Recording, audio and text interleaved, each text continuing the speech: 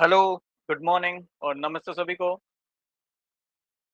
अभी तक हमने हाइड्रोकार्बन चैप्टर या टॉपिक शुरू किया था और उसमें हमने एल्केन्स जिनकी हमने general preparation, properties and uses तीनों ही पढ़ लिए थे। फिर हमने एल्कीन्स के लिए भी सेम प्रिपरेशन, प्रॉपर्टीज़, यूजेस पढ़े और उसके बाद हम पढ़ रहे हैं एल्काइन्स, जिसमें एल्काइन्स की मैंने लास्ट क्लास में आपको प्रिपरेशन बनाने की विधि पढ़ा दिया था और साथ में जो प्रॉपर्टीज़ थी, जो प्रॉपर्टीज़ में ही बात करूँ, फिज़िकल प्रॉपर्टीज़ जो भौतिक गुण हैं, उसकी भी मैं आपसे चर्चा कर चुका हूँ, ठीक है? और इसके अलावा मैंने एसिडिटी ऑफ एल्काइन्स ये भी आपसे डिस्कस किया था लास्ट क्लास में। तो आज हम शुरू करते हैं केमिकल प्रॉपर्टीज़, ठीक है? तो ये एल्केन, एल्कीन, एल्काइन हमारा जनरल टॉपिक आज ये फिनिश हो जाएगा। इसके अलावा हाइड्रोकार्बन्स में हमें SN1 एंड SN2 रिएक्शन दी हैं, तो मान के चलिए अगली 1 या 2 क्लास में ये पूरा हाइड्रोकार्बन टॉपिक कंप्लीट हो जाएगा। तो हम ऑर्गेनिक में GOC जनरल ऑर्गेनिक केमिस्ट्री और प्लस हाइड्रोकार्बन टॉपिक कंप्लीट कर चुके होंगे, 2-3 क्लास और लगेगा, ये कंप्लीट हो जाएगा, ठीक है? और हम डिटेल में पढ़ रहे हैं क्योंकि मैं नहीं चाहता कोई भी पॉइंट आपका एग्ज़ाम में छूटे, कहीं भी आप एग्ज़ाम में वीक दिखाई दें, इस तरीके से आपको मैं बिल्कुल भी नहीं चाहता। आप जाएँ तो फुल कॉन्फिडेंस के साथ जाएँ और बिल्कुल एग्ज़ाम में अपना बेस्ट दें, ठीक है? देखो काफ़ी बच्चों के मन में ये भी आ रहा होगा, सर हम एक-एक करके सारी प्रिपरेशन या केमिकल प्रॉपर्टीज़ क्यों पढ़ रहे हैं? देखो सिंपल सी बात है बच्चों, ऑर्गेनिक में जनरली कंप्लीट द रिएक्शन वाले क्वेश्चन आ जाते हैं। अब जब वो कंप्लीट द रिएक्शन वाले क्वेश्चन आते हैं ना, तो वो कहीं न कहीं इसी तरीके से पूछे जाते हैं। यदि आप थोड़ा अच्छे लेवल पे अगर पेपर को देखते हैं, मतलब और अच्छे एग्ज़ाम के लिए देखते हैं, तो इस तरह की प्रिपरेशन प्रॉपर्टीज़ अलग-अलग पढ़ाने की आवश्यकता नहीं होती है। बट हाँ, कहीं न कहीं हमारा एग्ज़ाम का बेस क्लास 12th है, तो क्लास 12th के अकॉर्डिंग जो रिएक्शंस हैं, वो मैं आपको सारी ही पढ़ाते हुए चल रहा हूँ, ठीक है? उनका बेस डेवलप करते हुए चल रहा हूँ। बट फिर भी आपको लगेगा कि और चीज़ें हमें प्रैक्टिस करनी है, तो मैं आपको बता चुका हूँ, हमारे कोर्सेज़ के बारे में भी, है ना? मात्र ₹99 में, मात्र ₹99 में जो है लैब असिस्टेंट फॉरेंसिक साइंस का बैच चल रहा है और ₹299 में जो है बैच चल रहा है, जिसमें आपको कंप्लीट रिकॉर्डेड बैच मिल रहा है, क्वेश्चन प्रैक्टिस मिल रहे हैं, प्रीवियस ईयर क्वेश्चन मिल रहे हैं, ठीक है ना? और नोट्स भी मिलेंगे, वो सब मात्र ₹299 में आपको बैच दिया जा रहा है, जिसमें आपको कंप्लीट हायर एजुकेशन डिपार्टमेंट में जो वैकेंसीज़ आई हैं, उसका कंप्लीट सिलेबस वहाँ पे कराया जाएगा। बाकी ये सीरीज़ मैंने बताया था, फॉरेंसिक साइंस वालों के लिए मैं स्पेसिफिकली पढ़ा रहा हूँ, बट केमिस्ट्री है, तो यहाँ उसमें भी आपको हेल्प करेगा, चाहे आप एनवायरमेंटल सुपरवाइज़र की तैयारी कर रहे हैं, चाहे लैब असिस्टेंट हायर एजुकेशन की आप तैयारी कर रहे हैं। ठीक है? और चाहते हैं एनवायरमेंटल सुपरवाइज़र पे मोस्ट इम्पोर्टेंट क्वेश्चंस और प्रीवियस ईयर क्वेश्चंस के केमिस्ट्री के 25 मार्क्स के लिए मैं सेशन लेके आऊँ, तो आप जो हैं जल्दी से मैंने बताया था 1 के पूरे कराइए, 1 के आते ही मैं अपनी तरफ से जो है क्वेश्चन आंसर सीरीज़ या क्वेश्चन आंसर फॉर्म में मोस्ट इम्पोर्टेंट क्वेश्चन आपके लिए लेके आऊँगा और भरोसा इस बात का आपको करना होगा कि हाँ, उसमें से क्वेश्चन पूछे जाएँगे। देखो प्रैक्टिस तो कर सकते हैं एटलीस्ट, है ना? कुछ ना करने से बढ़िया कुछ प्रैक्टिस करके जाना। ऑब्वियस बात है प्रैक्टिस करोगे, आना ना आना तो बात की बात है। पर एक विज़ुअलाइज़ेशन तो उस एग्ज़ाम के लिए हमें तैयार करना ही पड़ेगा, है ना? तो वो सीरीज़ लेके आऊँगा, जल्दी से 1 के कराइए, 1 के पे मेरी तरफ से आपके लिए यह गिफ्ट रहेगा। ठीक है? तो ज़्यादा से ज़्यादा वीडियोज़ को देखो, शेयर करें। इसके अलावा 25 मार्क्स का जो पोर्शन है याद है जीएस का, मैं काफ़ी बार इस बारे में डिस्कस कर चुका हूँ। जीएस का 25 मार्क्स का जो पोर्शन है, जिसमें आपसे general aptitude, reasoning, geography, polity, basic computer application और ये तो हर एग्ज़ाम में पूछा जाएगा बेसिक कंप्यूटर एप्लीकेशन। तो बेसिक कंप्यूटर एप्लीकेशन की ऑलरेडी सीरीज़ में डाल चुका हूँ। ज्योग्राफी की सीरीज़ में डाल चुका हूँ। पॉलिटी की सीरीज़ में डाल चुका हूँ। हिस्ट्री में मॉडर्न हिस्ट्री की सीरीज़ जल्दी आपको मिल जाएगी और कंबाइंड सीरीज़ में ले आऊँगा, जिसमें आपको एंशिएंट और मिडाइवल पढ़ा दूँगा। फिर उत्तराखंड सीरीज़ स्पेसिफिक लेके आऊँगा, वो भी आपको पढ़ा दूँगा, बट मैंने आपको कुछ टारगेट भी दिए थे। ठीक है? मैंने कहा था अगर वीडियो पसंद आती है तो हर वीडियो पे 200 लाइक का टारगेट मैंने आपको बोला था। क्यों? क्योंकि इन पे व्यूज़ बहुत ज़्यादा हैं, मतलब कुछ वीडियोज़ पे 1000 व्यूज़ भी हैं और 1000 बच्चे अगर देख चुके हैं, तो मुझे नहीं लगता कि ऐसा नहीं होगा कि ज़्यादातर बच्चों को पसंद ऑब्वियस आया होगा। काफ़ी क्यूमुलेटिव आइडिया मैंने उसमें दिया है। प्रीवियस ईयर के जो मोस्ट इम्पोर्टेंट क्वेश्चन हैं, उनको मैंने 2 घंटे में, ढाई घंटे में कराने की कोशिश की है। ठीक है? तो कुछ बच्चे होंगे जो इतना भी तैयार नहीं करके जाएँगे। आप उनसे एटलीस्ट इतना तो आगे होंगे, है ना? चलिए खैर, बहुत बातें हो गई हैं, अब आते हैं टॉपिक पे। सबसे पहले मैं आपको एल्काइन्स हम पढ़ रहे हैं, एल्काइन्स। तो एल्काइन्स वो जहाँ पे कार्बन के बीच में ट्रिपल बॉन्ड होता है, तो ऑब्वियस बात है सर इसकी वैलेंसी को पूरा करने वाला इसका सच्चा मित्र हाइड्रोजन इसके पास होगा। बहुत सरल सी बात है। अब उसमें हम पढ़ रहे हैं एडिशन रिएक्शन, है ना? जिसमें केवल, जिसे हम योगात्मक अभिक्रियाएँ भी कहते हैं, केवल इसमें योग होगा मतलब जुड़ेगा, कुछ भी निकलेगा नहीं, केवल ऐड होगा। तो ये एडिशन रिएक्शन आपको ध्यान में रखनी है और बहुत सिंपल सी ये बातें हैं, ये आपको अभी याद करनी ही पड़ेंगी। ठीक है? चलिए, तो क्या याद रखना है? सबसे पहले अगर मैं यहाँ H2 यहाँ पे डालूँ और यहाँ पे अगर Ni ले लूँ, ठीक है? Ni ले लूँ और इसको 200 डिग्री तक हीट करूँ, तो ये बन जाएगा इथाइन, मतलब ये एल्काइन को आपने एल्कीन में कन्वर्ट कर दिया। ध्यान से सुनना, जितनी बातें आपको बता रहा हूँ, ठीक है? मुझे आप यहाँ पे ना लिंडलार कैटलिस्ट लास्ट क्लास में पढ़ाया था। लास्ट का मतलब जब आपको एल्कीन्स की प्रॉपर्टीज़ पढ़ाई थी, याद है? तो एल्कीन्स की प्रिपरेशन प्रॉपर्टीज़ में मैंने आपको लिंडलार कैटलिस्ट पढ़ाया था। मुझे बताएँगे अगर मैं यहाँ पे लिंडलार कैटलिस्ट डालता हूँ, पीडीसी, है ना? पैलेडियम इन कार्बन, तो मुझे बताएँगे उसका प्रोडक्ट क्या मिलेगा? मैंने बताया था मोस्ट इम्पोर्टेंट है एग्ज़ाम के पॉइंट ऑफ व्यू से, ठीक है? तो इसका आंसर मुझे कमेंट में आप ज़रूर लिख के बताएँगे। दूसरा, सेम एल्काइन है। मैं चाहता हूँ मुझे एल्काइन से एल्कीन ना मिले, डायरेक्ट एल्केन मिल जाए। क्या मिल जाए? एल्केन मिल जाए। तो क्या करना होगा? तो आप इसमें क्या डालेंगे? रेनी निकल डालेंगे, ध्यान में रखना। ये स्ट्रॉन्ग रिड्यूसिंग एजेंट है, जो डायरेक्ट एल्काइन को, ये इथाइन है, इसको डायरेक्ट एल्केन में कन्वर्ट कर देगा, मतलब इथेन में कन्वर्ट कर देगा। अब यहाँ पे ऑब्वियस बात है 4 हाइड्रोजन चाहिए होंगे, क्योंकि 2 हाइड्रोजन सर इस कार्बन पे आप जोड़ेंगे, 2 इस कार्बन पे जोड़ेंगे, तो देख लो यहाँ एक-एक एस थे, 2 जुड़ गए, 2 इस साइड, तो सर ये CH3 बन गया, दूसरा भी CH3 बन गया। है ना बहुत सिंपल बात? हाँ जी सर, बहुत सिंपल बात है। बट बातें ध्यान में रखनी है। हो सकता है एग्ज़ाम में 4H की जगह ऐसे लिख दे 2 ऑफ H2, है ना? जैसे फॉर एग्ज़ाम्पल मैं आपको देता हूँ प्रोप 1 आयन, ठीक है? यहाँ लिख दूँगा 2H2, ठीक है? और ना भी लिखूँ, हाइड्रोजनेशन ही लिखा जाए, तो भी समझना है, क्या डाला होगा? रेनी निकल। कई बार तो ऐसा होता है कि आपको जो है रिएक्टेंट दिया होगा, अभिकर्मक, है ना? और उत्पाद दिया होगा। अब बोलेगा बताओ यहाँ पे कौन-सा आपने रिएजेंट यूज़ करा है? देखो प्रश्न किसी भी तरीके से पूछे जा सकते हैं। तो मेन बातें आपको ध्यान में रखनी है, जैसा आपको बताया जा रहा है, इसको बिल्कुल अपने माइंड में कैप्चर कर लीजिए। ठीक है? चलिए आगे आते हैं। एडिशन ऑफ हैलोजन, तो ये है एल्काइन। चलो हैलोजन को जोड़ता हूँ। कुछ बातें बहुत इंपॉर्टेंट है, ध्यान में रखना। जब हैलोजन जुड़ता है, सबसे पहली बात, इनका जो एडिशन होगा, सर वो ट्रांस एडिशन होगा। कैसा होगा? ट्रांस। ट्रांस का मतलब अगल-बगल, अपोजिट, है ना? अपोजिट।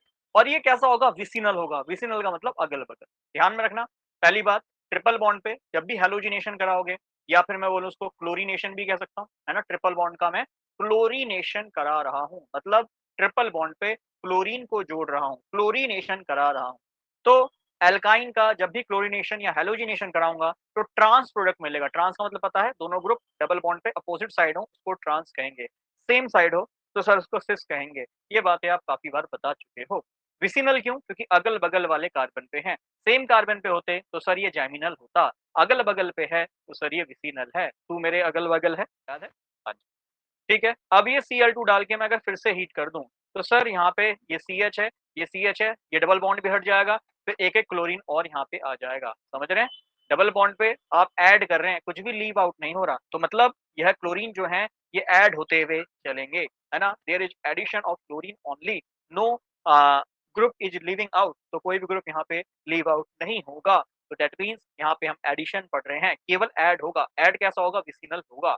ठीक है? ये चीज़ आपको ध्यान में रखनी है, ठीक? और यहाँ पे सिंगल बॉन्ड है, याद है सिंगल बॉन्ड, डबल बॉन्ड होता है तो हम ट्रांस और सिस लगाते हैं, और सिंगल बॉन्ड होता है तो सिन और एंटी लगाते हैं। तो ये क्लोरीन देखो, ये क्लोरीन और ये क्लोरीन तो ऑलरेडी जुड़े हुए थे, पर डबल बॉन्ड पे 2 क्लोरीन और जुड़े हैं, तो ये क्लोरीन और ये क्लोरीन एक दूसरे के एंटी में जुड़ेंगे। अब हमें क्या पता चल रहा है सर कौन सिन है, कौन एंटी है, क्योंकि सारे ही क्लोरीन है। बट ये एक अंडरस्टैंडिंग होती है कि हाँ जी, ये जुड़ रहे होंगे, तो एंटी अपोजिट पोज़ीशन से जुड़ रहे होंगे। ये हमें बातें ध्यान में रखनी होती है। हाँ जी, तो क्लास को आगे कंटिन्यू करता हूँ। एडिशन ऑफ हैलोजन एसिड्स, तो देखते हैं कैसे हम एल्काइन पे हैलोजन एसिड को जोड़ते हैं। तो यहाँ पे एक बात आपको ध्यान में रखनी है, अभी हमने जो लास्ट पढ़ा कि एडिशन ऑफ हैलोजेंस, हमने ये तो देखा जो हैलोजेंस जुड़ते हैं, वो अगल-बगल पे जुड़ने चाहिए, विसिनल पे जुड़ने चाहिए, है ना? बट यहाँ पे कंडीशन थोड़ी-सी डिफरेंट रहेगी और इसके लिए आपको ऑलरेडी नोन जो रूल्स हैं वो आपको पता होने चाहिए। आप सभी को पता है हैलोजन एसिड मतलब इस पे H पे कोई X लगा होगा, X कोई भी हैलोजन हो सकता है लाइक क्लोरीन, ब्रोमीन और आयोडीन, ठीक है? तो हैलोजन एसिड को हम एल्काइन पे जोड़ रहे हैं, तो हमने देखा एडिशन रिएक्शन है, तो हम क्या करते हैं, एक जगह पे, एक कार्बन पे हम हाइड्रोजन को जोड़ देंगे और दूसरे कार्बन पे हम हैलोजन को जोड़ देंगे। आपकी मर्ज़ी आप कार्बन नंबर 1 पे जोड़िए या फिर कार्बन नंबर 2 पे जोड़िए। तो हमने हैलोजन एसिड जोड़ा, H और Br डबल बॉन्ड पे जुड़ गए हैं। इसके बाद यदि मैं आगे चर्चा करूँ कि मैं फिर से यदि HBr जोड़ूँ या कोई भी हैलोजन एसिड जोड़ूँ, तो क्या होगा? तो ऐसी कंडीशन में आपको ध्यान में रखना है, मैंने यहाँ हीट का साइन लिख दिया। अब आपको समझ में आ रहा होगा कि हम किसी रूल की बात भी कर रहे हैं। याद है मार्कोवेनिकॉफ रूल बहुत बार पढ़ा चुका हूँ, है ना? इसी वाली क्लास में बहुत बार आपको मैं मार्कोवेनिकॉफ रूल पढ़ा चुका हूँ। मार्कोवेनिकॉफ रूल के अकॉर्डिंग हाइड्रोजन वहां जुड़ता है जहां डबल बॉन्ड पे कार्बन पे हाइड्रोजन की संख्या ज्यादा होती है। तो इस वाले कार्बन पे 2 है हाइड्रोजन, इस वाले कार्बन पे 1 है हाइड्रोजन। तो ये हाइड्रोजन वहां जुड़ेगा जहां ऑलरेडी हाइड्रोजन की संख्या ज्यादा है। तो ये बन जाएगा, देखना बात को बिल्कुल ध्यान से समझना। यहाँ पे C है, ये H है, ये H है, ये H है, ठीक है? और ये है C, ये है H और ये है Br और इस पे आके जो बचा हुआ Br है वो जुड़ जाएगा। सर ये क्या हुआ? तो मैं आपको बता देता हूँ। अभी जब आपने हैलोजन को जोड़ा था, तो हैलोजन को जब आप जोड़ रहे थे तो अगल-बगल मतलब एक दूसरे के ट्रांस वाली पोज़ीशन पे जोड़ रहे थे और लास्ट में जब जुड़ रहा था, तो वो सिन वाली एंटी वाली पोज़ीशन पे जुड़ रहा था, याद है?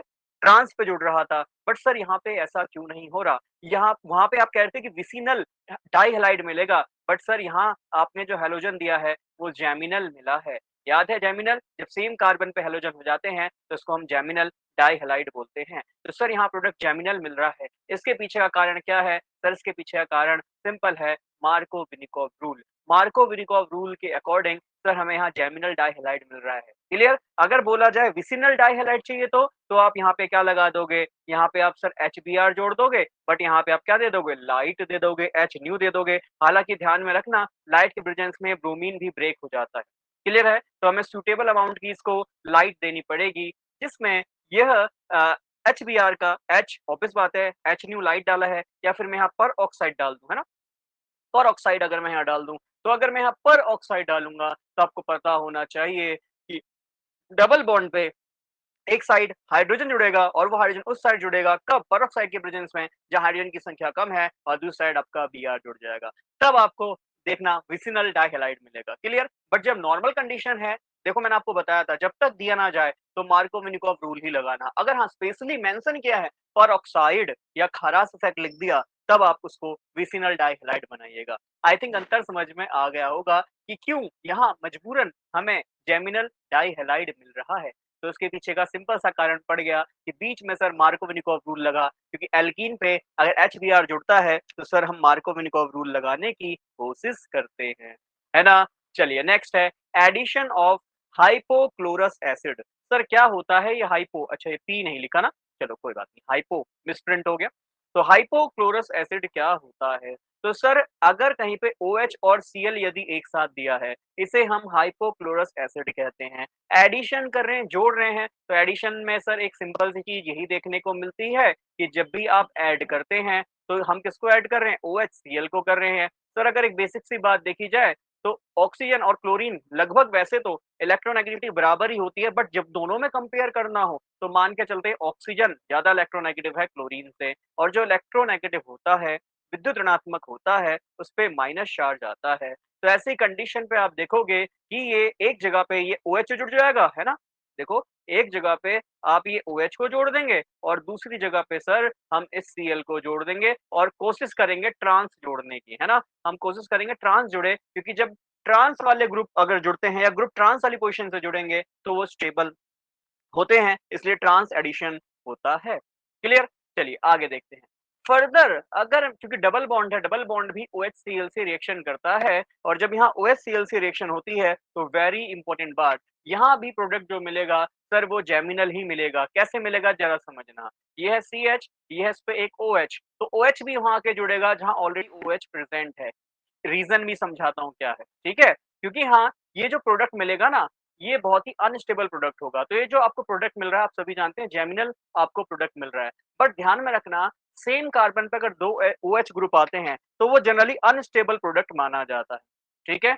कैसा माना जाता है? अनस्टेबल, ठीक है? या मैं कह सकता हूँ जेमिनल डाइऑल कहीं दिख रहा हो, जेमिनल मतलब सेम कार्बन पे 2 OH है ना? जेमिनल डाइऑल दिख रहा हो, तो वो बहुत ही क्या होता है? अनस्टेबल होता है, अस्थिर होता है। ऐसी कंडीशन पे क्या होता है कि हाइड्रोजन यहाँ ऑक्सीजन के साथ डबल बॉन्ड बनाएगा, तो यहाँ कार्बन ऑक्सीजन के बीच में डबल बॉन्ड बनेगा, कार्बन में एक्स्ट्रा इलेक्ट्रॉन आएँगे, तो मजबूरन यहाँ से OH निकलेगा, हालाँकि मजबूरन नहीं निकलता है, हम यहाँ पे जेंटल हीट कर रहे होते हैं, तो यहाँ से H निकलेगा और यहाँ से OH निकलेगा, H और OH मिलकर क्या होता है? जल होता है। फिर उसके बाद ये है कार्बन, ठीक? इस पे ये ऑक्सीजन कार्बन के साथ सिंगल बॉन्ड से था, बट 2 इलेक्ट्रॉन दिए तो बॉन्ड हो गया डबल और फिर आपको देखो क्या मिला? C, इस पे मिला Cl, इस पे मिला Cl और इस पे मिला H, है कि नहीं? ये जो प्रोडक्ट आपको लास्ट में मिलेगा, ये आपको डाई हेलो एल्डिहाइड मिलेगा। क्या मिलेगा? डाई हेलो एल्डिहाइड, या मैं कहूँ अल्फा डाई हेलो एल्डिहाइड, ठीक है?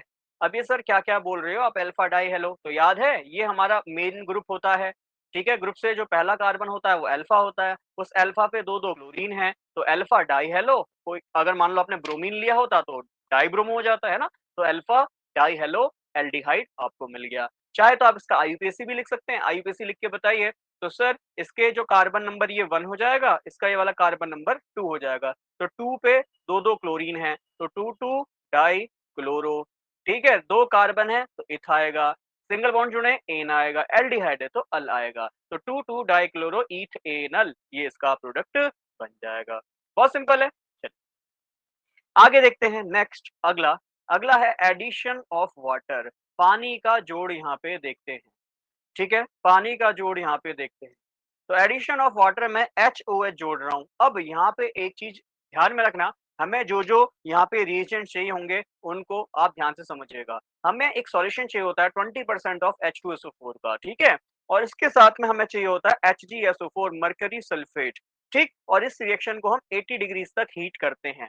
अब ये ध्यान में रखना, इसको मर्क्यूरेशन रिएक्शन भी आप कह सकते हैं, ठीक है? यहाँ पे वाटर ऐड कर रहे हैं, तो वाटर कैसे ऐड होता है? सर आप सबसे पहली बार ट्रिपल बॉन्ड पे जब भी ऐड हो रहा है, तो एक साइड आप हाइड्रोजन को जोड़ दो, आपकी मर्ज़ी किसी भी साइड, है ना? और एक साइड आप OH को जोड़ दो। बहुत सिंपल बात है। हाँ जी सर, बिल्कुल, यह बहुत सिंपल बात है, बहुत सिंपल सा फंडा आपने हमें बताया। ठीक है, बट अच्छा, अब कहो सर कि अगर मैं एल्काइन ऐसी वाली ले लूँ तो? अब देखो सर, ये वाली एल्काइन ली है, अब मैं पानी डाल रहा हूँ, अब मैं वाटर डाल रहा हूँ। अच्छा, यहाँ पे एग्ज़ाम में ज़रूरी नहीं है H2SO4 ऐसे लिखा है, ऐसा हो सकता है कि 1 करके दे दे H प्लस, ठीक है? और फिर सेकंड करके दे दे Hg2 प्लस, ऐसे भी लिखा आ सकता है ना? बात सेम ही है, HgSO4 को ब्रेक कीजिए, Hg2 प्लस मिलेगा, H2SO4 को ब्रेक कीजिए, H प्लस मिलेगा। कांसेप्ट वही है, बट समझने का तरीका आपको पता होना चाहिए। अगर एग्ज़ैक्ट रिएक्शन लिखी आएगी 20% ऑफ H2SO4, HgSO4 लिखा आ सकता है। अदरवाइज़ ऐसे करके देख देगा कि पहले हम H प्लस दे रहे हैं, फिर हम Hg2 प्लस दे रहे हैं, ठीक है? तो इस तरीके से भी कांसेप्ट आपको दिख सकता है। तो आप ले रहे हैं HOH, अब कहोगे सर यहाँ पे कहाँ जोड़ूँ? तो फिर वही यहाँ पे आप मार्कोनिकोव वाला फंडा लगाने की कोशिश करना। कैसे लगाओगे? कि सर हाइड्रोजन वहाँ जोड़ोगे जहाँ हाइड्रोजन की संख्या ज़्यादा, तो आपको जो प्रोडक्ट है वो कुछ ऐसा दिखाई देगा। ठीक है? देखो, ऐसा कुछ आपको प्रोडक्ट दिखाई देगा। ठीक है? बहुत सिंपल सा फंडा है। अगर जब भी ऐसी कन्फ्यूजन आए तो प्रोडक्ट कुछ ऐसा बनाने की आप कोशिश कीजिएगा। ठीक? चलिए खैर, तो अब ऊपर वाले में देखो पहले जो हमें प्रोडक्ट मिल गया, सर ये मिला क्या? इथेन 1 ऑल, है ना? इथीन 1 ऑल, एन नहीं ईन, डबल बॉन्ड है। तो इथीन 1 ऑल हमें यहाँ पे प्रोडक्ट मिल गया, या फिर आप जानते हैं कार्बन डबल बॉन्ड कार्बन मतलब CH2 डबल बॉन्ड CH वाले ग्रुप को हम विनाइल भी कहते हैं, याद है? विनाइल ग्रुप होता है और OH ग्रुप लगा है अल्कोहल। हर तरीके से समझाने की कोशिश कर रहा हूँ, डायरेक्ट आपको फंडा बताने की भी कोशिश कर रहा हूँ। और यहाँ पे होता क्या है, यहाँ पे एक प्रोसेस होता है जिसको हम कहते हैं टॉटोमराइज़ेशन। टॉटोमराइज़ेशन में क्या होता है कि सिंगल बॉन्ड यहाँ पाई बॉन्ड बनाता है और आपको पता है ये पाई बॉन्ड यहाँ पे फिर से कार्बन पे आ जाएगा। दैट मीन्स कार्बन पाई के 2 इलेक्ट्रॉन अपनी ओर लेगा, तो कार्बन पे आएगा माइनस चार्ज और हाइड्रोजन ने 2 इलेक्ट्रॉन दिए, यहाँ से निकलेगा सर H प्लस। बहुत सिंपल सा फंडा है। तो ये मिलेगा कार्बन, इस पे ये वाला हाइड्रोजन, एक और हाइड्रोजन यहाँ आके जुड़ गया, फिर देखो ये है कार्बन, ये है H और ये है डबल बॉन्ड O। ये क्या हुआ सर? याद कीजिए, ये है आपका इन डबल बॉन्ड और ऑल। सर इस फॉर्म को हम इन ऑल कहते हैं। ठीक है? और ये इनॉल से क्या मिल गया सर? ये हमें तो एल्डिहाइड मिल गया। तो इसे हम इनॉल एल्डिहाइड टॉटोमराइज़ेशन कहते हैं और स्ट्रक्चरल आइसोमेरिज्म में टॉटोमेरिज्म क्या होता है, बता चुका हूँ। जैसे कीटो इनोल टॉटोमेरिज्म होता है, जैसे एसिड नाइट्रो टॉटोमेरिज्म होता है। टॉटोमेरिज्म एक इंटरनल रीअरेंजमेंट होता है, जिसमें मॉलिक्यूल अपने आप को रीअरेंज कर लेता है, जिसमें उसकी एक फॉर्म दूसरी फॉर्म में कन्वर्ट हो जाती है। दोनों ही आइसोमर होते हैं, है ना? ये दोनों ही आइसोमर होते हैं। दैट मीन्स दोनों का ही मॉलिक्यूलर फॉर्मूला सेम होता है, बस एटम्स की कनेक्टिविटी अलग-अलग हो जाती है। यहाँ पे एटम OH की फॉर्म में कनेक्ट है, यहाँ C डबल बॉन्ड O मतलब एल्डिहाइड की फॉर्म में कनेक्ट है। क्लियर है? तो टॉटोमेरिज्म आपको ऑलरेडी पढ़ा चुका हूँ, मत भूलिएगा टॉटोमेरिज्म यहाँ पे देखने को मिला है। ठीक, आगे देखें, चलिए अब ऐड करते हैं एसिटिक एसिड। देखिए मैकेनिज्म वगैरह अगर आपके एग्जाम के लिए रिलेटेड होती या इंपॉर्टेंट होती तो मैं इन रिएक्शंस की आपको मैकेनिज्म भी बताता, बट जिनका जितना कॉस्ट टू बेनिफिट रेशियो है मैं आपको उस तरीके से रिएक्शन बताते हुए चल रहा हूँ। बहुत सिंपल सिंपल सी रिएक्शन, ये काफी बार एग्जाम में रिएक्शन आ चुकी है कि addition of water with alkene, ठीक है, सेम Hg2+ और H+ लिख के ये रिएक्शन आपको देखने को मिलती है। तो डायरेक्ट प्रोडक्ट याद रखना, क्यों? क्योंकि थोड़ा सा यहाँ पे कंसेप्ट ये होता है कि हम कई बार प्रोडक्ट हमारा यही निकल के आता है और हम इतना नहीं सोच पाते कि हाँ, ये टॉटोमेरिज्म हो गया, हमें एल्डिहाइड एज़ अ प्रोडक्ट मिल सकता है और हम बड़े ही कन्फ्यूज़ होते हैं, ठीक है? तो कन्फ्यूज़न नहीं रखना है, अच्छे से चीज़ों को एग्ज़ाम में सोच के चलना है, ठीक? तो एसिटिक एसिड का भी सेम ऐसा ही कुछ एडिशन देखने को मिलेगा। क्या होता है acetic acid? Sir acetic acid का फ़ॉर्मूला CH3COOH होता है और ये हमारे सिरका या विनेगर में भी प्रेज़ेंट होता है। एसिटिक एसिड की बात करूँ तो सर इसके पास भी H+ है और यहाँ पे सर O- है, ठीक है? तो हो सकता है एग्ज़ाम में सेम इसके लिए भी लिखा है, क्या? कि पहले ये दे देगा H+, ठीक है, हालाँकि ये H+ खुद एक्सिस्ट कर ही रहा है इसमें, फिर सेकंड लिख देगा Hg2+, कन्फ्यूज़न करने के लिए ऐसे भी लिख सकता है। तो बिल्कुल भी कन्फ्यूज़ नहीं होना है, हम स्मार्ट बच्चे हैं, हमें पता है सर जहाँ भी ट्रिपल बॉन्ड होता है, तो एक साइड H जुड़ जाएगा और एक साइड ये पूरा एसीटेट ग्रुप जुड़ जाएगा, है ना?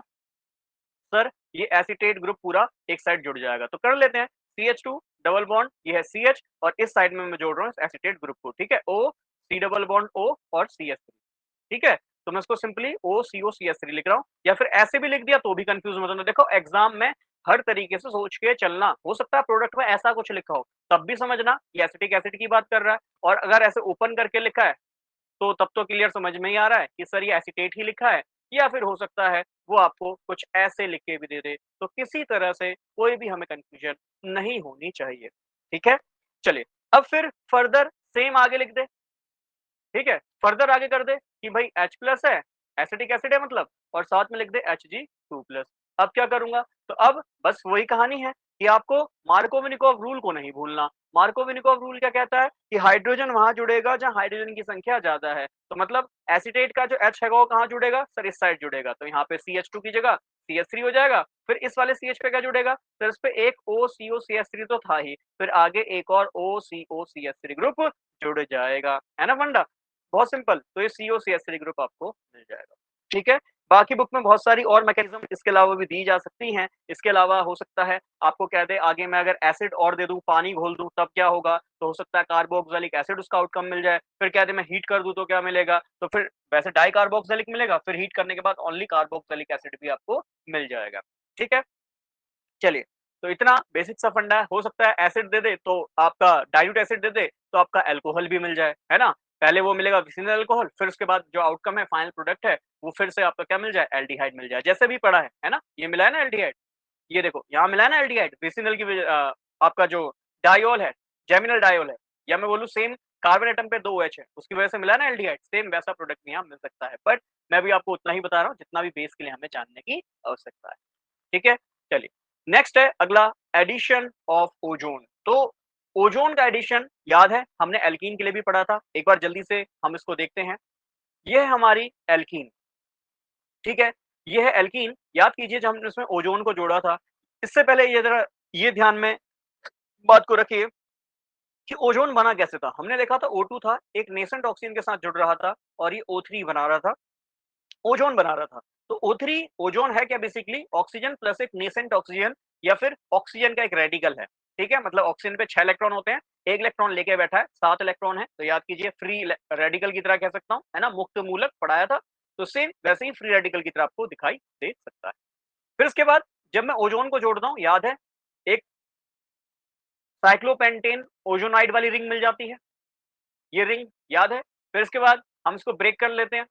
ये हमने पढ़ा था एल्कीन के लिए, और जब हम ब्रेक करते हैं या तो हमें एल्डिहाइड मिलता है या कीटोन मिलता है। अगर हम कंट्रोल्ड ऑक्सीडेशन करते हैं और अगर कंट्रोल्ड ऑक्सीडेशन ना करें तो सर हमें डायरेक्ट कार्बोक्सिलिक एसिड या फिर ईस्टर भी मिल जाता है। तो उसको कंट्रोल कराने के लिए याद है हम इसमें जिंक डालते हैं, या फिर H2O डालते हैं। अगर जिंक या H2O डालते हैं, या तो हमें ZNO एज़ अ प्रोडक्ट मिल जाएगा या फिर H2O2 hydrogen peroxide as a product मिल जाएगा। क्यों? क्योंकि जो नेसेंट ऑक्सीजन है ना, ये बड़ा खतरनाक होता है। ये ऑक्सीडेशन और फर्दर इसका कर सकता है और आगे इसका ऑक्सीकरण कर सकता है। तो ऑक्सीकरण को रोकने के लिए, कंट्रोल करने के लिए हम इसमें जिंक डालते हैं ताकि जिंक इस ऑक्सीजन को पकड़ ले, या फिर वाटर मॉलिक्यूल डालते हैं, वाटर मॉलिक्यूल ऑक्सीजन मॉलिक्यूल को पकड़ ले और या एटम को पकड़ ले, मॉलिक्यूल नहीं कहूँगा, एटम कहूँगा, एटम को पकड़ ले और क्या बना लेगा? H2O2 है ना बहुत सरल? चलिए, अब आते हैं ट्रिपल बॉन्ड पे कि सर ट्रिपल बॉन्ड पे कैसे ओज़ोन की रिएक्शन होती है? तो बहुत सरल है, यहाँ भी सेम फंडा वही है, ठीक है? बात वही बट सोच नहीं, है ना? सेम वही कहानी है कि यहाँ भी एक 5 मेंबर की रिंग बनेगी, बना दो सेम ऐसे ही, जैसे ऊपर बनाया है। But T and C terms and condition समझो। अगर यहाँ 5 मेंबर की रिंग बनाते हो, तो ये जो कार्बन है ना, इस कार्बन को देखना, इस कार्बन पे 1 ही बॉन्ड, 2 बॉन्ड, 3 ही बॉन्ड है। सेम इस कार्बन पे देखना 3 ही बॉन्ड है। इसीलिए वो जो ट्रिपल बॉन्ड का 1 बॉन्ड है वो बच गया है। तो ये रिंग कुछ ऐसे बनेगी, समझना। जब डबल बॉन्ड था, तो ये अच्छी खासी रिंग बन गई थी, इनके बीच में कोई बॉन्ड नहीं था। क्यों? क्योंकि कार्बन की वैलेंसी भी 4, इसकी भी वैलेंसी 4। ठीक है? और डबल बॉन्ड पार्टिसिपेट हो गया इसको साइक्लिक बनाने में। बट जरा समझो यहाँ ट्रिपल बॉन्ड है, तो एक डबल बॉन्ड ही तो साइक्लिक रिंग बनाने में यूज़ हुआ होगा, तो एक डबल बॉन्ड अब भी बच गया है, तो वो आपको यहाँ पे ऐसे बीच में दिखाई देगा। बहुत सिंपल है, बहुत सरल सा फंडा है। फिर इसके बाद कुछ नहीं करना, आप इसको ब्रेक कर लीजिए। ब्रेक करने का तरीका, ये वाले ऑक्सीजन को यहाँ से ब्रेक कीजिए, ये वाले ऑक्सीजन को यहाँ से ब्रेक कीजिए और ये वाले ऑक्सीजन को यहाँ से ब्रेक कीजिए। बहुत सिंपल तरीका है। अब कैसे ब्रेक हुआ समझना, ये ऑक्सीजन और ये ऑक्सीजन के बीच का बॉन्ड टूट गया, ठीक है? अच्छा पूरा यहाँ तक ब्रेक मत करना, 1 मिनट दीजिएगा।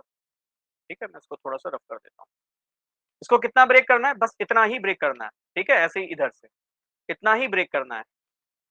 चलो, देखो समझो, इतना ही ब्रेक करना है, ठीक? क्या रीज़न है? क्योंकि ये कार्बन जो ये CH है, ये अगले वाले CH से जुड़ा ही रहेगा। बहुत सिंपल बात है, क्यों? क्योंकि इनके बीच में डायरेक्ट एक बॉन्ड दिखाई दे रहा है। अब आपको पता है ये ऑक्सीजन कार्बन से जुड़ा है एक सिंगल बॉन्ड से, तो क्या कार्बन और ऑक्सीजन सिंगल बॉन्ड से जुड़े होते हैं? नहीं, सर ये डबल बॉन्ड से जुड़े होते हैं। ये भी हाँ जी सर, ये भी डबल बॉन्ड से जुड़े होंगे।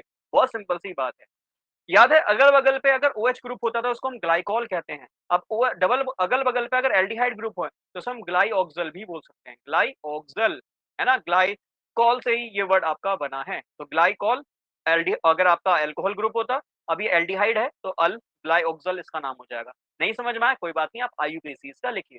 तो 2 कार्बन है, 2 कार्बन के लिए एथ आ जाएगा, ठीक है? इसके 1 और 2 दोनों पोज़ीशन पे क्या है? 2 अल हैं, तो इथेन 1,2 डाइअल, है ना? 2 अल है, एल्डिहाइड है। बहुत सिंपल नेम है और जो बचा हुआ ऑक्सीजन है उसके लिए या तो जिंक डाल दीजिए या फिर H2O डाल दीजिए, जो आपका मन करता है। H2O डालोगे तो H2O2 ये बन जाएगा। बहुत सरल सा फंडा है। फिर ट्रिपल बॉन्ड का भी हम ओजोन लाइसिस या मैं बोलूँ ऑक्सीडेशन बहुत ईज़िली करा सकते हैं। ठीक है? चाहे तो आप करके भी देख लीजिएगा खुद से प्रैक्टिस, इसको भी एक बार जल्दी से देख लीजिएगा। बताओ क्या प्रोडक्ट हो सकता है? What is the outcome? तो आउटकम के लिए सर वही आप ओज़ोन ले लीजिए। ओज़ोन लेंगे सबसे पहला काम है सर हमारा हट हट बनाना। तो ये कार्बन है और ये कार्बन के बीच में एक सिंगल बॉन्ड और बाकी सर ये आप हट बना लीजिए। ठीक है? ये आपने झोपड़ी बना दी। अब क्या करना है झोपड़ी को तोड़ना है। ये तोड़ दिया, ठीक है? जब झोपड़ी को तोड़ूँगा तो ध्यान रखना कार्बन-कार्बन का कोई बॉन्ड नहीं टूटेगा। क्यों? क्योंकि इनके बीच में ऑलरेडी एक सिंगल बॉन्ड है। तो ये हो जाएगा सर CH3, ये हो जाएगा C और ये हो जाएगा C, ठीक है? और उसके बाद ये है ऑक्सीजन जिसपे डबल बॉन्ड और ये वाला ऑक्सीजन ऑब्वियस बात है इस पे भी डबल बॉन्ड और सर ये जो ऑक्सीजन नेसेंट ऑक्सीजन बच गया इसका क्या? तो बस इसको H2O2 बना दीजिएगा। क्लियर? अब इसका नेम क्या बन जाएगा? सर 3 कार्बन है तो प्रोप और इसकी पहली और दूसरी पोज़ीशन पे डाइअल। ठीक है? तो दैट मीन्स जब भी आप एल्काइन का, ठीक है? एल्काइन का ओज़ोनोलाइसिस कराएँगे तो आपको डाइअल मिलेगा या फिर डाइओन मिलेगा। भई कीटोन भी मिल सकता है अगर मैं इस साइड भी, ठीक है?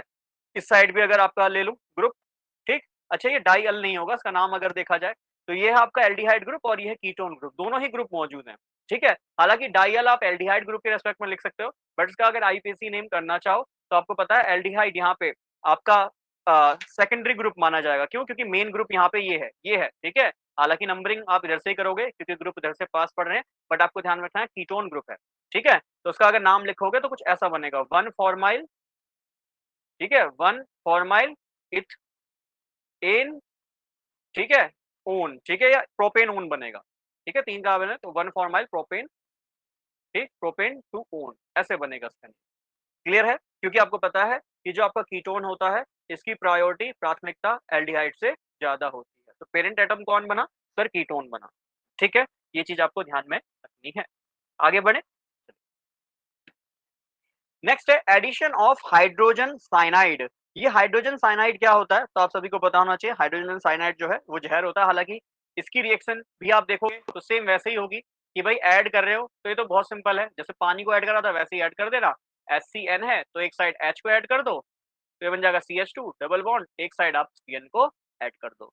सिंपल है फंडा? हाँ जी सर, बिल्कुल सिंपल सा फंडा है। तो ये तो बिल्कुल वैसे ही रिएक्शन है जो अभी तक हमने पढ़ी है। ठीक है? आगे बढ़ें। अच्छा इसका नाम बताओगे? हाँ जी सर, बिल्कुल बताएँगे। ये है विनाइल और ये है साइनाइड। ये बहुत सिंपल नेम है। अच्छा इसका आईयूपीएसी बताओगे? हाँ जी सर, बिल्कुल बताएँगे। तो नाम क्या हो जाएगा? 1 साइनो इथीन, ठीक है? तो CN ग्रुप आप जानते हैं, हमेशा प्रीफिक्स की तरह यूज़ किया जाता है, तो इसलिए 1 साइनो इथीन इसका नेम हो जाएगा। तो ये आईयूपीएसी नेमिंग में सब कुछ पढ़ा चुका हूँ, इसीलिए कह रहा हूँ बार-बार क्लास 1 से देखिए, उसका बहुत बेनिफिट आपको मिलेगा। ठीक है? Next addition of arsenic trichloride. चलिए देखते हैं क्या है आर्सेनिक ट्राइक्लोराइड। हालाँकि आर्सेनिक वगैरह ये सब टॉक्सिक एलिमेंट जो है कंसीडर किए जाते हैं। आर्सेनिक AS होता है, ठीक है? AS और ट्राइक्लोराइड है तो 3 क्लोरीन मैं यहाँ पे लगा देता हूँ। अब ये कैसे ऐड होगा? तो इसको ऐड करने के लिए बहुत सिंपल फंडा है। AsCl3 को आप ऐसे लिखो, देखो Cl लिख लो और AsCl2 लिख लो, ठीक है? अब क्या करना है, बस इससे ही समझना है कि एक साइड आपको Cl जोड़ना है, एक साइड आपको AS जोड़ना है। ऐसा मान के कि क्लोरीन इलेक्ट्रोनेगेटिव है और ये पॉजिटिव है। सिंपल, तो ये पाई बॉन्ड से अटैक कराएगा AS पे, Cl यहाँ से लीव हो जाएगा। तो सिंपल है बहुत, क्या कि एक साइड आपको जो है AsCl2 को जोड़ना है, ठीक? और ये Cl को जोड़ना है। ये CH2 नहीं, इसे CH ही लिखिएगा, ठीक है? तो बहुत सिंपल सी रिएक्शन है, बहुत सिंपल सा फंडा है, ये आपको ध्यान में रखना है। अच्छा ये रिएक्शन मैंने क्यों लिखी है, तो मैं आपको बता देता हूँ। ये होता है लेविसाइड, ठीक है? लेविसाइड, और ये बहुत जगह आपका यूज़ होता है जैसे पेंट वगैरह में, ठीक है? या फिर मैं बोलूँ जो कीटनाशक होते हैं उसमें भी जनरली इसका यूज़ किया जाता है, ठीक है? तो इसलिए मैंने ये रिएक्शन लिखी। आगे बढ़ते हैं। नेक्स्ट है ऑक्सीडेशन रिएक्शन, ऑक्सीकरण अभिक्रिया, ठीक? तो समझते हैं, अगर एल्काइन का देखो कंबशन, कंबशन का मतलब होता है दहन करना, और आपको ऑलरेडी बता चुका हूँ, किसी भी चीज़ को कंबशन अगर करना हो तो हमें ऑक्सीजन ज़रूर चाहिए होता है, तो ऑक्सीजन की प्रेजेंस में ही कंबशन या दहन होता है। तो जब भी आप एल्काइन का दहन करते हैं, ठीक? इसके दहन से ध्यान में रखना, जो आपको प्रोडक्ट मिलेगा वो बहुत ही सूथी फ्लेम से जलता है, सूथी फ्लेम। ये सूथी फ्लेम क्या होता है? यदि आपने पुराने टाइम में देखा हो जो केरोसिन ऑयल वाले दिया सलाई होती थी, याद है? जिसको अगर कुमाऊनी भाषा में कहा जाए तो लम्फू भी कहा जाता था, ठीक है? तो उसमें यदि आप उसको बर्न करते थे तो देखते थे, एक तो रोशनी मिल रही है प्लस ऊपर से बहुत सारा कार्बन जल-जल के निकल रहा है।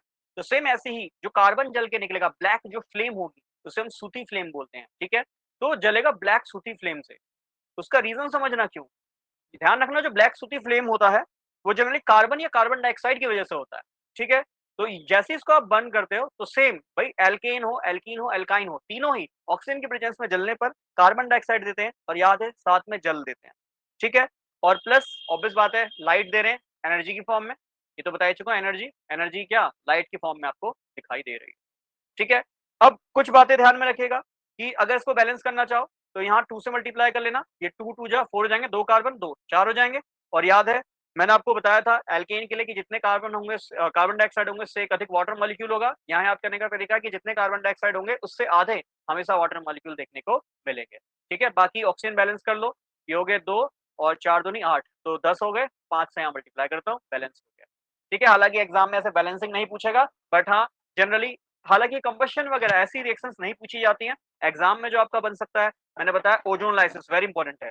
बट मैं आपको वही कह रहा हूँ, एनसीईआरटीज़ बेसिस पे लेके चल रहा हूँ, तो एनसीईआरटी में जो बातें लिखी हूँ, मैं सारी आपको कवर कराता हुआ चल रहा हूँ। मतलब एनसीईआरटी प्लस जो एक्स्ट्रा नॉलेज है, वो सब मैं आपको ऐड ऑन करते जा रहा हूँ। जैसे आर्सेनिक वगैरह, ये सब हमारे सिलेबस में नहीं है, बट वो भी मैंने आपको बता दिया कि अगर क्वेश्चन बनता है, तो थोड़ा-सा दिमाग लगाएँगे, आंसर बन जाएगा। कई बार हम ईज़ी क्वेश्चन्स को भी छोड़ आते हैं, ठीक है? और कई बार ऐसे ही लिखा है कि लेविसाइट क्या है ना? डायरेक्ट क्वेश्चन आते हैं कि लेविसाइट क्या है? और फिर वही नहीं पता चलता लेविसाइट क्या है, ठीक? तो जो मेन टर्म्स हैं, उनसे तो एटलीस्ट मैं आपको या प्रीवियस ईयर की बेसिस पे आपको उनसे रिकमेंडेशन करा सकूँ या उनकी पहचान आपको बता सकूँ, ठीक है? नेक्स्ट है विद बेयर रिएजेंट, याद है बेयर रिएजेंट क्या है? पढ़ा था क्या 1% सॉल्यूशन ऑफ KMnO4, ठीक है, पोटेशियम पर मैग्नेट का 1% सॉल्यूशन को हम बेयर्स रिएजेंट बोलते हैं। तो यदि आप एल्काइन की रिएक्शन बेयर रिएजेंट से कराते हो तो पहली बात, बेयर रिएजेंट KMnO4 है, तो ये ऑक्सीडेशन का ही काम करेगा, ठीक। और इसमें आप क्या करो, थोड़ा सा इसको एल्कलाइन सॉल्यूशन में डालो, मतलब बेसिक क्षारीय सॉल्यूशन में इसको डालो, तो आप देखेंगे इतना स्ट्रॉन्ग ऑक्सीडेशन होता है कि आपको जो प्रोडक्ट है वो कार्बोक्सिलिक एसिड मिलेगा। क्या मिलेगा? कार्बोक्सिलिक एसिड मिलेगा। अच्छा, कोई मुझे इसका नाम बताएगा? COOH जो बीएससी वाले बच्चे हैं वो उसको जल्दी पहचान भी पा रहे होंगे कि COOH का होल ट्वाइस है और ये फॉर्मूला होता है ऑक्सैलिक एसिड का, ठीक है ना, ऑक्सैलिक एसिड का। तो ये चीज आपको ध्यान में रखनी है। और एक जनरल साइंस का क्वेश्चन भी यहाँ बनता है कि इनमें से कौन सा एसिड है जो दाग धब्बे को मिटाने के काम भी आता है ना, कपड़ों में दाग लग गए उसको जल्दी से मिटाने का काम आता है, तो ऑक्सैलिक एसिड ही है। जनरल साइंस का क्वेश्चन भी है, ठीक। और आपने देखा होगा बहुत सारे ऐड में, ठीक, वेनिस वगैरह आई थिंक होता है वो ऐड, जिसमें बताता भी है कि ऑक्सैलिक एसिड मौजूद है और जो कपड़े का दाग वगैरह निकाल देता है। तो समझना, oxalic acid as a stain remover भी यूज होता है, ठीक है। चलिए, क्या हो यदि मैं एसिडिक KMnO4 के साथ रिएक्शन करा दूं? बेसिक के साथ कराई तो मैंने देखा ऑक्सैलिक एसिड मिल गया, ठीक है। एसिडिक के साथ करा दूं तो क्या होगा?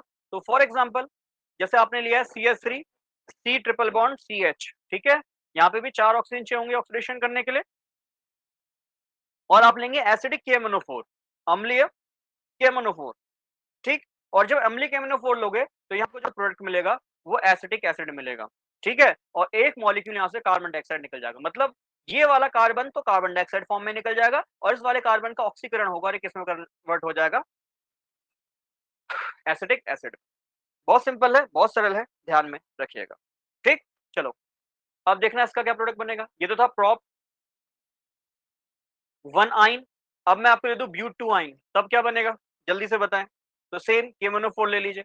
तो सर आपने देखा इधर वाला अलग ब्रेक हो रहा है, इधर वाला कार्बन अलग ब्रेक हो रहा है, इधर वाला कार्बन अलग ब्रेक हो रहा है, और जो ट्रिपल बॉन्ड वाला कार्बन है वो एसिटिक एसिड में कन्वर्ट हो रहा है। सिंपल सी बात है। तो ऑब्वियस बात है, जब इधर 2 कार्बन है तो इसका एसिटिक एसिड बन गया, इधर है 2 कार्बन तो सर इसका भी एसिटिक एसिड बन जाएगा। बस सिंपल सा फंडा है, यही चीज ध्यान में रखनी है। एग्जाम में यही कॉमन क्वेश्चन आते हैं, एसिडिक और बेस इसमें ही चेंज हो जाता है और इसमें ही आपका जो क्वेश्चन है वो पूरा का पूरा चेंज हो जाता है, और इसी से 1 नंबर या -1.25 ये सब आप पे ही डिपेंड करता है। छोड़ के आओगे तो 1 नंबर नहीं मिलेगा, कर दोगे तो 1 नंबर मिलेगा, गलत कराओगे तो -1.25 हो जाएगा। दैट मीन्स आप उससे ही पीछे देखो, छोड़ के आएगा वो एक बार को प्रॉफिट में रहेगा कि छोड़ देगा, पर अगर नहीं छोड़ के आए, तुक्का मारा कि हाँ ऐसा कुछ पड़ा है और बस पड़ा है कि बेस पे गए, तो फिर दिक्कत है। इसलिए रिवीजन जरूरी है, ठीक है। चलो, क्रोमिक एसिड के साथ रिएक्शन कराते हैं। क्रोमिक एसिड क्या होता है सर? ठीक है, तो इसे हम H2CrO3 भी बोलते हैं, ठीक। तो क्रोमिक एसिड के साथ अगर अभिक्रिया कराऊं तो भी सर आपको यहाँ एसिटिक एसिड मिलेगा। ये चीज आपको ध्यान में रखनी है। क्या मिलेगा सर? एसिटिक एसिड मिलेगा, एसिटिक अम्ल मिलेगा। तो सारी रिएक्शन आपको ध्यान में रखनी है। बेयर एजेंट से ये जो प्रोडक्ट है आपको कार्बोक्सिलिक एसिड आपको प्रोडक्ट मिल जाएगा। अच्छा, चलो मैं इसमें एक और क्वेश्चन देता हूँ। अगर मैं यहाँ ये ले लूं, क्या प्रॉप 1 आइन ले लूं, ठीक है, इसका भी ऑक्सीडेशन कराऊं, अब बता दो क्या प्रोडक्ट मिलेगा? तो सर ऐसी कंडीशन में क्या करेंगे? यहाँ तो ब्रेक नहीं हो रहा था, यहाँ तो 2 मॉलिक्यूल कार्बोक्सिलिक एसिड के मिल रहे हैं, तो बस यहाँ ध्यान में रखना है ब्रेक नहीं हो रहा है। यहाँ बस क्या हो रहा है कि ये सभी मतलब जहाँ-जहाँ ट्रिपल बॉन्ड है, उन सभी ट्रिपल बॉन्ड वाले कार्बन का ऑक्सीडेशन कर रहा है। क्लियर है? तो मैं ये भी कह सकता हूँ ना कि बेयर रिएजेंट टेस्ट करता है, टेस्ट फॉर अनसैचुरेशन। कहीं पे अगर असंतृप्त कोई भी चीज है उसका टेस्ट करके बता देता है। क्यों? क्योंकि उस ट्रिपल बॉन्ड को या डबल बॉन्ड को ब्रेक करके उनका ऑक्सीडेशन कर देता है। याद है बेयर एजेंट हमने आपका एल्कीन में भी पढ़ाया था, और एल्कीन में बेयर एजेंट पढ़ाया था तो याद है सिस डायोल मिलता है, तो ऑक्सीडेशन का काम करता है, मतलब डबल बॉन्ड या ट्रिपल बॉन्ड को ऑक्सीडाइज करता है। ये सिंपल सा फंडा है जो आपको ध्यान में रखना है। तो टेस्ट फॉर अनसैचुरेशन अगर कहीं पे लिखा आता है तो समझना कि बेयर एजेंट अगर वहां लिया है ऑप्शन में तो वो सही ऑप्शन होगा, क्योंकि हाँ डबल बॉन्ड और ट्रिपल बॉन्ड की पहचान करता है, टेस्ट करता है उनको कि हाँ यहाँ डबल बॉन्ड मौजूद है या नहीं है। कैसे? उनका ऑक्सीडेशन कर कर, उनका ऑक्सीकरण कर, ठीक है। अच्छा, तो ये एसिड का नाम क्या होगा? इसका कॉमन नेम आपको पता होगा, पढ़ा होगा, पायरुविक एसिड होता है, ठीक। और जो 12th वाले बच्चे हैं वो इतनी टेंशन ना लें, जो मेन बात बता रहा हूँ, नेम वेम अगर ना भी याद हो चलेगा, पर हाँ जो मेन बात बता रहा हूँ वो आपको ध्यान में रखना होगा। क्लियर? अब है नेक्स्ट, इट इज पॉलीमराइजेशन, और इसका पॉलीमराइजेशन बहुत बहुत इंपॉर्टेंट है। हमने एल्केन का भी पॉलीमराइजेशन पढ़ा था, याद कीजिए एल्केन साइक्लिक कंपाउंड बना देता है, बेंजीन वगैरह सेम एल्कीन में भी पढ़ा था और यहाँ पे अब हम एल्काइन में भी इस पॉलीमराइजेशन को पढ़ेंगे। तो ये है आपका इथाइन, ठीक है? इथाइन को यदि आप रेड हॉट ट्यूब के ऊपर पास कराते हो, ठीक है? और ये शायद एनसीईआरटी की रिएक्शन है, बिल्कुल एनसीईआरटी में से दिया है। 3 मॉलिक्यूल लेते हो, तो 3 मॉलिक्यूल आपस में जुड़ते हैं और वो बना लेंगे बेंजीन।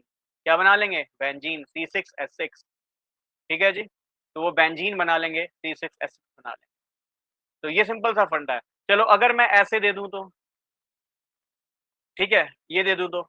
अब बताना इसका प्रोडक्ट, ठीक है? 3 molecule, right the product, red hot tube.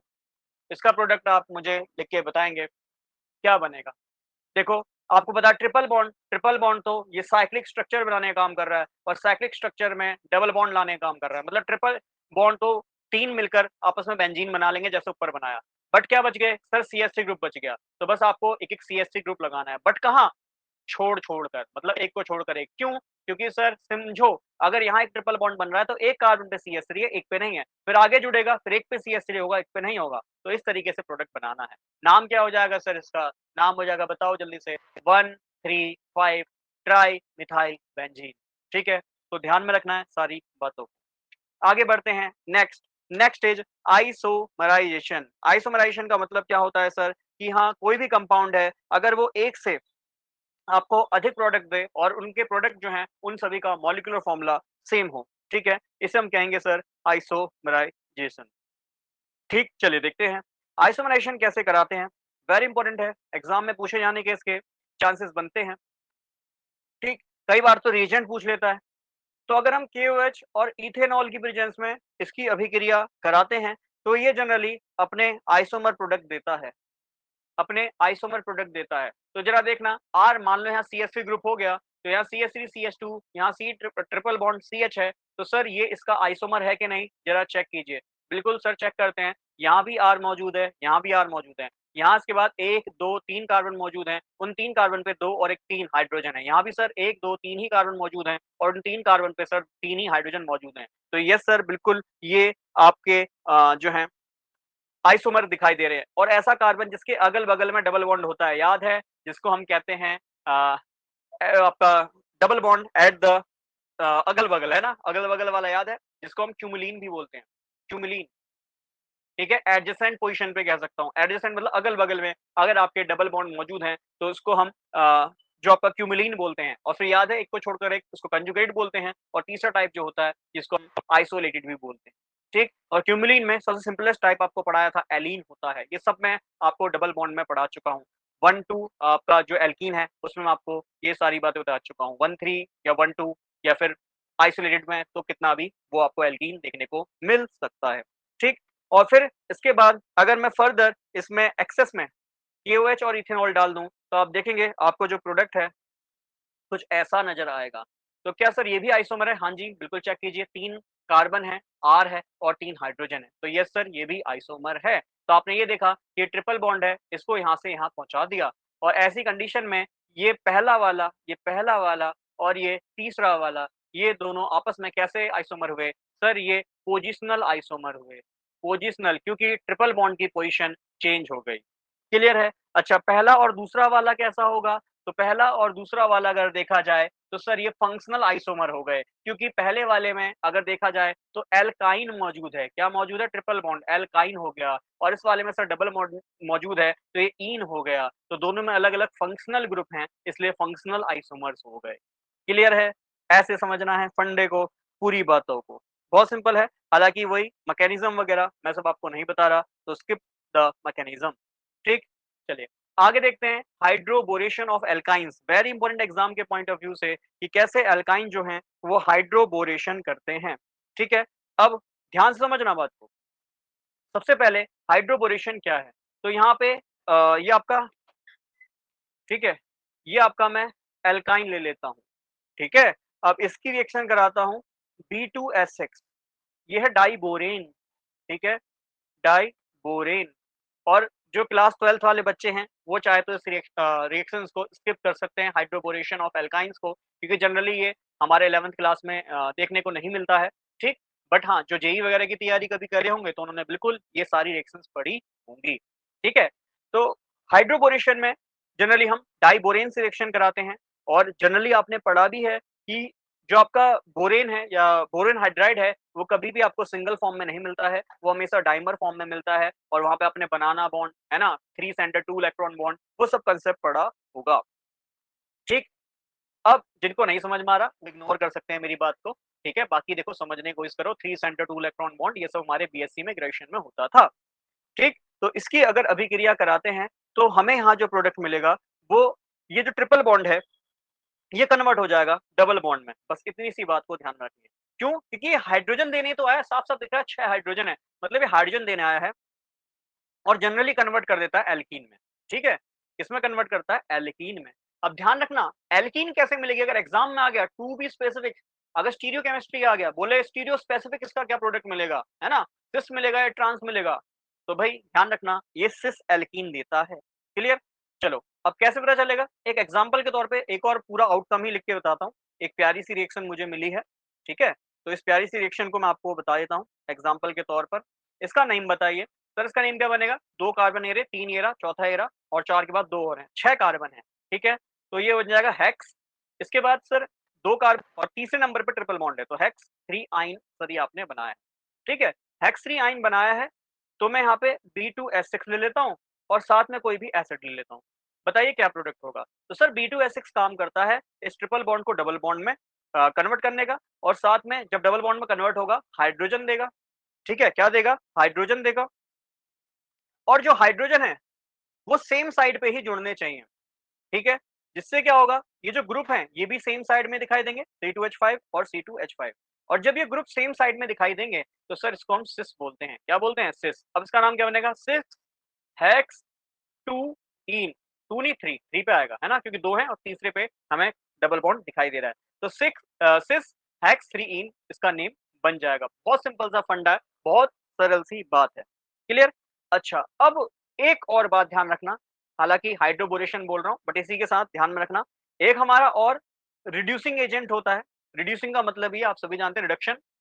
अपचयन, अपचयन का मतलब ये होता है हाइड्रोजन का जुड़ना, तो यहाँ भी हाइड्रोजन जुड़ा, तो दैट मीन्स ये भी रिडक्शन का काम करेगा। तो पहले हमने ऑक्सीडेशन पढ़ लिया, अब हम रिडक्शन को भी जल्दी से देख रहे हैं, अपचयन को भी जल्दी से देख रहे हैं। कैसे अपचयन हो रहा है, समझ में आ रहा है क्योंकि हाइड्रोजन जुड़ रहा है। तो हाइड्रोबोरेशन जो हम कर रहे हैं, ये जनरली क्या काम करता है? सर ये रिडक्शन, अपचयन का काम करता है। इतनी बात यहाँ से हमें समझ आनी चाहिए।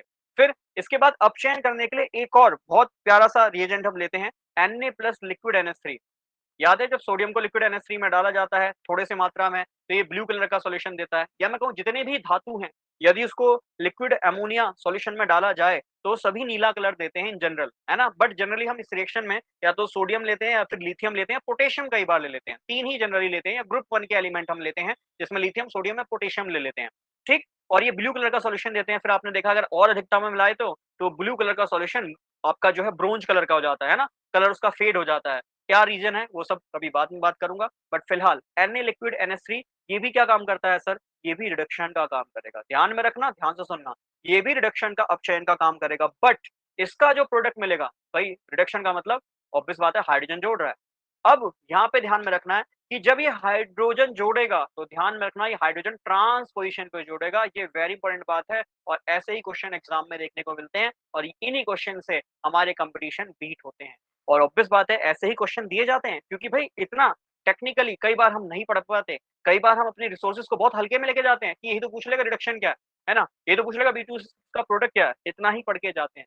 बट कांसेप्ट समझ के जाइए कि अगर B2S6 हाइड्रोबोरेशन करा रहे हो तो सिस एल्कीन मिलेगा और यदि रिडक्शन Ni लिक्विड NH3 के प्रेजेंस में करा रहे हो या फिर मैं यहाँ Li लिख दूं, है ना? Li Na Li liquid NH3 के प्रेजेंस में करा रहे हो, Li लिक्विड NH3 के प्रेजेंस में करा रहे हो, तो आपको जो प्रोडक्ट मिलेगा वो ट्रांस मिलेगा। मतलब ये प्रोडक्ट जो मिला वो ट्रांस हेक्स 2 इन मिला।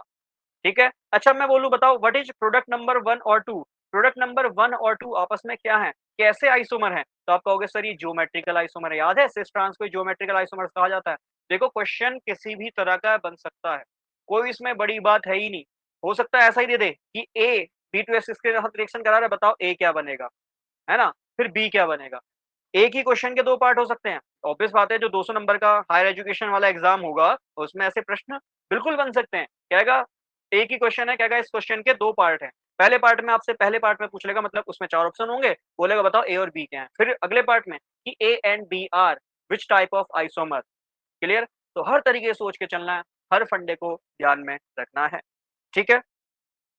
आगे मेटल अमोनिया रिडक्शन बता ही चुका हूँ, सेम पिछली ही बात को मैं यहाँ पे रिपीट करूँगा। मेटल अमोनिया होगा तो ध्यान रखना कैसी एल्कीन मिलेगी, ट्रांस एल्कीन मिलेगी, ठीक है ना? ट्रांस एल्कीन मिलेगी, ध्यान में रखना स्टीरियो सिलेक्टिव है, ट्रांस आपको प्रोडक्ट मिलेगा, ठीक है? स्टीरियो में भी बोलूँ तो जनरली ज्योमेट्रिकल आइसोमर्स आपको यहाँ पे देखने को मिलेगा, या मैं बोलूँ दोनों को कंपेयर करूँ, आपका चाहे हाइड्रोबोरेशन है या मेटल अमोनिया रिडक्शन है, दोनों की मेन बात है, प्रोडक्ट क्या मिलेगा? सब प्रोडक्ट ट्रांस मिलेगा। अब इसके बाद हमने याद कीजिए सभी का प्रिपरेशन प्रॉपर्टी यूजेस भी पढ़ा है, तो उसके भी कुछ यूजेस हम ध्यान रख लेते हैं। एल्काइन मैं जनरली अगर बात करूँ, सबसे पहले बेसिक सा फंडा कि एल्काइन जो है राइपनिंग ऑफ फूड, फूड को पकाने में काम आता है, ठीक है? बहुत सारे जो फ्रूट्स हैं वो एसिटिलीन में ही पकाए जाते हैं। एसिटिलीन आपकी क्या है? सिंपल है, जो आप इथाइन पढ़ रहे थे ना इथाइन, इसी को कॉमन नेम एसिटिलीन है, ठीक है? तो एसिटिलीन जो गैस है अगर मैं इसकी बात करूँ तो ये फ्रूट्स पकाने काम आता है, क्यों? क्योंकि काफ़ी अच्छी हीट स्टोर करता है अपने अंदर, जिससे फ्रूट्स वगैरह पक जाते हैं। इसके अलावा एसिटिलीन का यूज़ करा जाता है ऑक्सो एसिटिलीन बनाने के, ठीक? जो ऑक्सो एसिटिलीन टॉर्च है उसको बनाने के लिए, और जो कि वेल्डिंग में या फिर मेटल को काटने में काम आते हैं। ध्यान में रखना, ये तो बेसिक जनरल साइंस के क्वेश्चन बनते हैं, कई बार ऐसे प्रश्न देखने को मिल जाते हैं, यूजेस बेसिस भी ध्यान में रखना, ठीक? और फिर इसके बाद जो आपका लेविसाइट है मैंने आपको बताया ये कीटनाशक वगैरह बनाने में काम आता है, प्लस जो आपके बहुत सारी वॉर होती है ना, जैसे अब तो खैर ये सब चीज़ें बैन हो गई हैं, ठीक है? क्योंकि इससे बहुत ज़्यादा दम घुटता है ना? ऐसा लगता है गले में जैसे चिलचिलाहट मच गई है।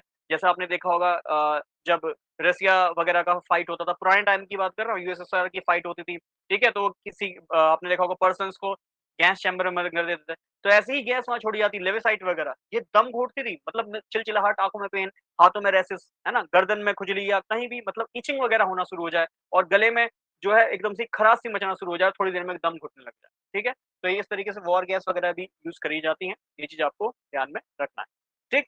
तो ये था हमारा आज की क्लास में जहाँ हमने पढ़ा है, हमने आपका हाइड्रोकार्बन लगभग कंप्लीट कर लिया है। अगली क्लास में पढ़ेंगे सब्स्टिट्यूशन, न्यूक्लियोफिलिक रिएक्शंस, ठीक है? प्रतिस्थापन, न्यूक्लियोफिलिक अभिक्रियाएँ, ये सब आपको नेक्स्ट क्लास में पढ़ाऊँगा, जिसमें हमें SN1, SN2 पढ़ना है। मान के चलिए जब हमारे सिलेबस में साफ-साफ मेंशन है SN1, SN2, तो SN1, SN2 से क्वेश्चन बनेगा। इन पे भी अलग-अलग क्लास लेके आऊँगा, क्योंकि एक क्लास में मान के चलिए 2 से ढाई घंटा लग जाएगा, उससे बढ़िया है एक क्लास में SN1 की रखूँ, एक क्लास SN2 की रखूँगा। बाकी देखो क्लासेस पसंद आती हैं तो प्लीज़ इसे ज़्यादा से ज़्यादा शेयर करें। आप चाहते हैं अभी आपका अगले से अगले महीने, मतलब बीच का 1 महीना ही मुश्किल से रह गया, अक्टूबर वाला, और नवंबर में जो है आपका एनवायरमेंटल सुपरवाइज़र का एग्ज़ाम है। आप चाहते हैं उसपे मैं पूरा डिटेल में जो है वीडियो सीरीज़ लेके आऊँ, क्वेश्चन आंसर्स की।